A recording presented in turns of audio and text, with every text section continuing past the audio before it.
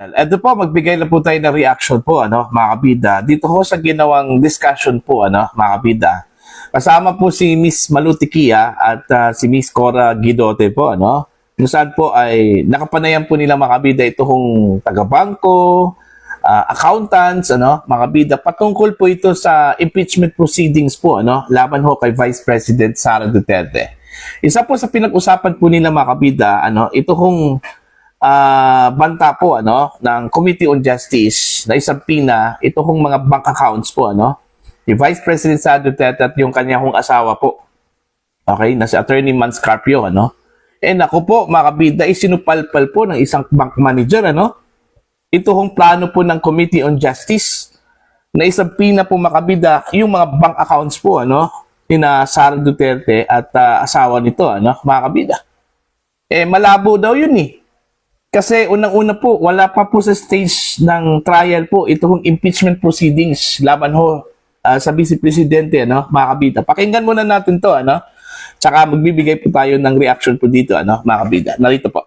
So bawal yung fishing expedition na bubuksan ko yung account ko, oy, buksan mo yung account ni Malutikia. Tingnan natin kung ano magagamit natin para sa impeachment. Pwede ba yun? Yes, oo. So, may mga tao na gustong i-circumvent yung bank secrecy law natin. However, pag pumunta ka sa bangko or nagsubpoena ka sa isang bank officer requesting for a bank statement of account, liable si bank officer kung mag-provide siya ng... So hindi yan yung pag may subpoena? Yes, unless they fall under dun sa four reasons na nabanggit. Oo. So question, can the bank open the account of a private individual? Open mean access? Yes. A third party asking you open the bank accounts of no, Juan de la Cruz. No. The bank officer himself, no, cannot access. Can the bank open the bank accounts of a previous president? No. Can the bank open the account of the husband of an incumbent Related official? accounts? No. So technically, limited. When the subpoena, just in case there's a ongoing court case, kailangan specify yung Sir, account idiretso ko, name. may impeachment. Gusto nilang buksan ang account ni BP, ni PRRD, ng asawa ni BP. Pwede ba yon? At this stage kasi of the impeachment, if I'm not mistaken, we're only on deliberating the impeachment, no? So wala pa tayo dun sa proper impeachment trial. Oo. So without the proper impeachment trial, there's no reason to disclose the bank account. So hindi pa siya, wala pang impeachment court na na-form. So yeah. As you mentioned, that's a fishing expedition. That's a fishing expedition, right?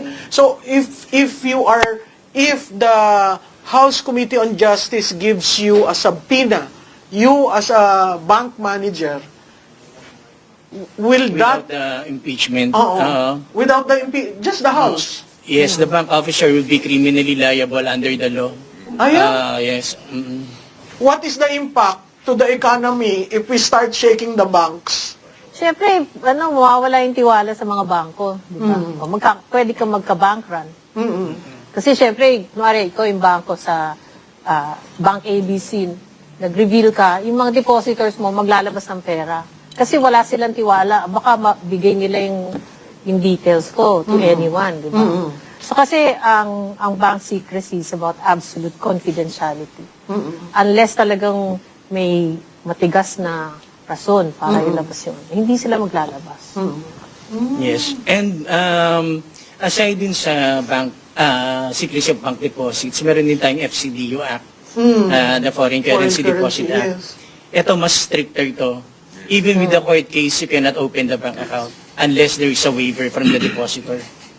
So, ang rational naman Kaya behind pala yung this, dating speaker, hindi mabuksan yung yeah. So, mas maganda kung dollar yung account mo sa bank. Oo, kasi may dollar siya. Dun Kasi sa, pag nawala yung tiwala sa mga bangko, magkaka-systemic risk ka. So, with the crisis, Oh, yan, and with dadagdag ka pa. the shaking, Oh, dadagdag ka pa. that is bad for... The whole system. Grabe. Grabing supalpal po. Inabot po mga kabida ng Committee on Justice po, ano? Mga kabida, lalong-lalo na po, ano? Ito hong si Chairman Jervin Luistro po dito. Okay, ito, bank manager na po ang nagsabi po, ano, mga kabida, na hindi ho basta-bastang ilabas ito hong mga records po, ano, ng mga depositors. Like, for example, Sara Duterte, Attorney Manscarpio, ano? Kasi yun yung plano po ng Committee on Justice, ano, na isabina po makabida yung mga bangko kung saan po meron pong mga accounts, ano. Itong Vice Presidente po makabida at yung kanyang asawa po, ano. Okay? Eh, hindi pala basta-basta po, ano, makabida. Unang-una, protektado po ang mga depositors po makabida, no, dito ho sa Bank Secrecy Law. Okay? 4 lang po ang grounds po makabida para po ma-release po itong mga accounts na ito, ano? At isa na po dito makabida, itong impeachment case. Okay? Take note of the term impeachment case makabida, no? Meaning, pag sinabi pong impeachment case, nasa korte na po yun, ano, makabida. Pero kung nasa fiscal pa lang, hindi po case ang tawag po doon, ano, complaint, mga kabida. And since itong reklamo na isinampa po makabida laban ho kay Vice President Sara Duterte, nasa prosecution level pa po, ano, mga kabida. Okay, meaning nasa level pa po ng Committee on Justice para tingnan kung meron bang probable cause. Hindi pa po pasok mga kabida itong subpoena. Okay, para ho sa mga bank accounts ni Vice President Sara Duterte at ng kanyang asawa po, ano, mga kabida. Yung sinabi po ng bank manager po mga kabida, no, hindi pa po pwede dahil wala pa po sa trial stage. Okay? Ang interpretasyon po doon ho sa batas po mga kabida, ano po, na pwede lang pong i-release po yung mga accounts ng mga depositors, mga kabida, sa pamamagitan po ng isang subpoena kung nasa trial stage na po, ano, mga kabida. Itong estado po, ano, kay Vice President Sara Duterte, itong impeachment proceedings, nasa prosecution level pa po Okay? So, paano ho, magkaroon po ng visa yung subpoena po, ano, mga kabida, kasi ang kakalabasan tuloy, mga kabida, ng gagawin po, ano, ng Committee on Justice, malinaw na fishing expedition po. Okay? Kasi ang sabi po ng batas, mga kabida, alright, pwede lang pong ilabas yung records, mga kabida, ng isang depositor kung meron pong malinaw na batayan po, ano, mga kabida. Alright? Kaso lang, wala fishing expedition po. Ito nga si Congressman Rufus Rodriguez po mga kabida, nagsabi po na fishing expedition. Malinaw po, ano, na fishing expedition. Wala hong ebidensya prior to that documents, mga kabida, ito hong Committee on Justice. At kailangan pa po nilang maghanap doon ho sa bank records po, ano, ng Vice Presidente po, mga kabida, para baka meron po silang makita po doon na pwede po nilang magamit po, ano, mga kabida, laban ho sa Vice Presidente. Di ba? O, see? Kaya nga, malabo po Mismo ang bank manager na po nagsabi, ano, mga kabida, na hindi po pwedeng ilabas ang bank record ni Vice President Sara Duterte kung wala pa po sa trial stage. Alright? Kaso lang po, ang ginawa po ng mga taga-Committee on Justice, parang in-encroach na po nila, mga kabida, yung kapangyarihan po ng Senado, Ano? Mismo inamin yan ni Congresswoman Jervin Luistro po, ano, naggagawa ho sila ng mini trial dyan, ano, sa Committee on Justice, which is hindi na po saklaw sa function po ng House of Representatives. Malinaw po sa saligang batas po, makabida, okay, sa provision po ng impeachment, ano, ng function lang po ng House of Representatives is to initiate. Wala ho doon nakalagay, mga kabida, na kailangan ho silang magsagawa ng mini trial. Alright? Kasi ang trial po, ma-mini man yan or ma-full-blown trial, exclusive po yan, mga kabida, na trabaho po ng Senado, ng impeachment court. Alright? So, yun. supal pa lang inaabot po, mga kabida. Kaya nga, nagtatanong po ako mga abogado, itong mga nasa Committee on Justice, bakit hindi po nila alam po yung batas po, mga kabida? May nabanggit pa yung manager po kanina, na sometimes may mga tao talaga na sinicircumvent yung batas, Alright? Kumbaga, bending the law mga kabida, baka makalusot ganun po yun, di ba? Nagbakasakali po mga kabida na makalusot. Wala matalino yung mga taga-bangko Hindi ho sila basta-basta ho magbigay po mga kabida, ng mga dokumento. Unless, kung meron pong waiver po mga kabida mula sa isang depositor po, o meron po siyang permission mula sa isang depositor na pwede ho niyang ilabas. Okay? Kasi po, ang malalagay ho sa alanganin po dyan mga kabida, yung mismong tao, personnel ng isang bangko na nag-release po ng dokumento. Siya yung mananagot ho sa batas. Okay? Siya po yung mananagot ho sa bank secrecy law. Alright? Kasi, yun nga court order at saka ito hong